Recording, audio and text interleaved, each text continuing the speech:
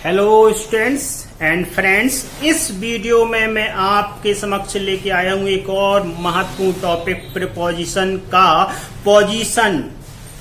Preposition का position क्या होता है, यानी कि हम कह सकते हैं पोजीशन ऑफ प्रीपोजिशन। इसमें हम यानी कि प्रीपोजिशन को कहाँ रखते हैं। सबको पता है कि नाउन के आगे रखते हैं, लेकिन इसका कंसेप्ट और भी है जो कि आज मैं आपको क्लियर करने वाला हूं। बहुत ही महत्वपूर्ण कंसेप्ट है, बहुत ही मनन से और ध्यान से इसको पढ़ने की आपको जानने की आवश्यकता है। तो देखते हैं पोजीशन ऑफ प्रपोजिशन में क्या क्या स्थितियां बनती हैं। पहली स्थिति बनती है कि प्रपोजिशन जनरली संबंधित शब्द के तुरंत पहले आता है, यानी कि किसी नाउन या प्रोनाउन जिससे संबंध रखता है उसके पहले ही प्रपोजिशन को रखा जाता है।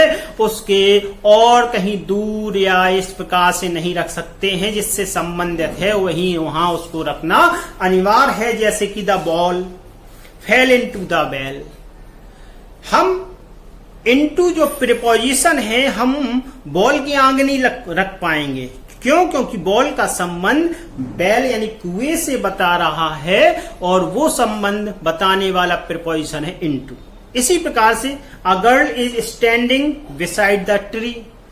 अ गर्ल के आगे हम बिसाइड नहीं रखेंगे कि आगे रख दें, हमें ट्री के आगे ही रखना होगा, ट्री के बगल में यानी कि खड़ी हुई है।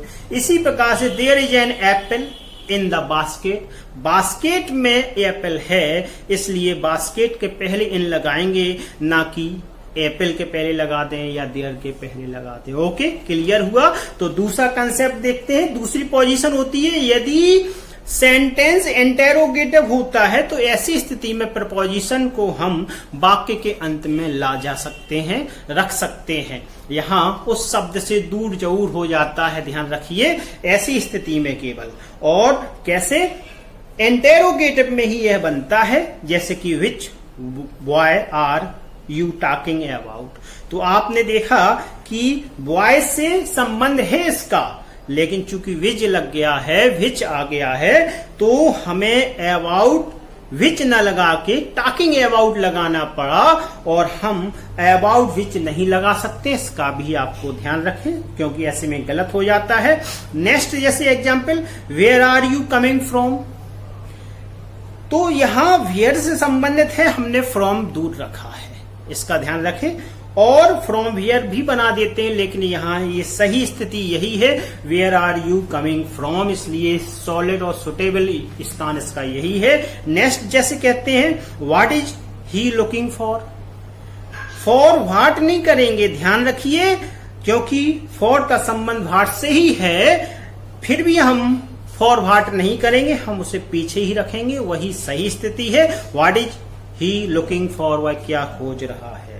नेक्स्ट देखते हैं कि थर्ड जो कंसेप्ट है कि रिलेटिव प्रोनाउन के प्रयोग में भी हम प्रपोजिशन का प्रयोग वाक्य के अंत में करते हैं। रिलेटिव प्रोनाउन को आप जानते हैं, जो दो शब्दों को या दो वाक्यों को जोड़ने का कार्य करता है। जैसे कि this is the girl I was talking to.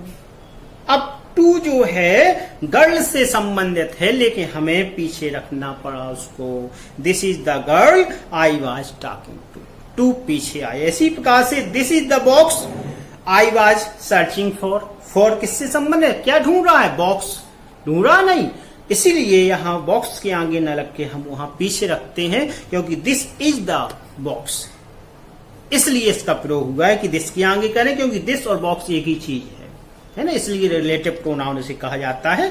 Next देखते हैं example, I know the place where you are coming from. Where are you coming from, यानी कि यहां भी आप देख लें कि वेयर से संबंधित, लेकिन हमने उसे कहां रखा, पीछे रखा है, इसका ध्यान रखिए। नेक्स्ट पोजीशन जो उसकी आती है कि वाक्य के प्रारंभ में भी प्रीपोजिशन का प्रयोग कर सकते हैं। कैसी स्थिति में, वो भी देख लीजिए। जैसे कोई बिसाइड्स बास्केट, टोकरी के अतिरिक्त कॉमा लगाना जरूरी हो जाता है ऐसी स्थिति में। ही आल्सो बॉट बकेट, या फिर ऑन अकाउंट ऑफ इलनेस, बीमारी के कारण he went to school. On account of illness, on account of proposition है, इसके बाद कॉमन लगा, ध्यान रखिए इलनेस के बाद। इसी प्रकार से ओइंग टू वीकनेस, वीकनेस के बाद कॉमा। तो एक फ्रेज मान लेते हैं हम, ये फ्रेज वाला भाग हो जाता है, इसलिए हम यहाँ कॉमा लगाते हैं। तो ऐसी स्थिति में भी हम उसको आगे रख सकते हैं। तो कैसे हुआ, owing to weakness he took rest. इस प्रकार से 4 स्थितियां इसकी ऐसी बन जाती हैं जहां की हम प्रपोजिशन को रख सकते हैं। आशा है कि आपको समझ में आया होगा। अगले वीडियो में फिर आपसे मुलाकात होगी। धन्यवाद। Thanks for watching.